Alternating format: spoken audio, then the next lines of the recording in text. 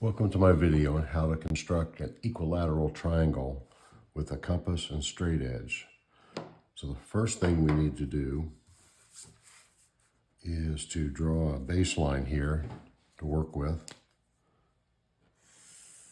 We'll label these 2 points A and B to start out with. Now we want to use our compass.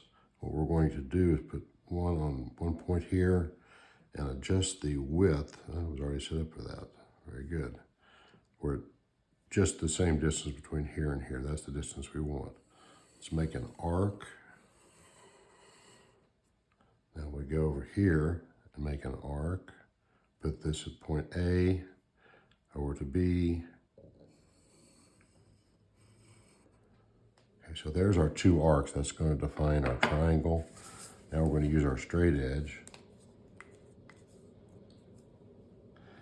And we're going to, let's just call that point C for point of reference. So now let's go and connect the dots. See what we've got here.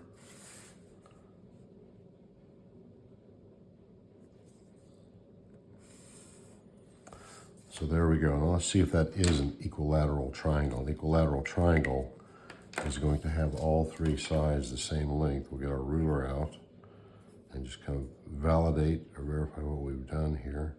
That looks like about 8 centimeters. About 8 centimeters. And right at 8 centimeters.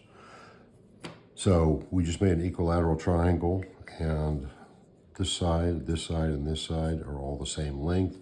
That by definition is an equilateral triangle. I want to thank you for watching this video. Hope you got something out of it. If you did, give me a like, a comment, and subscribe to my channel. Thank you for watching.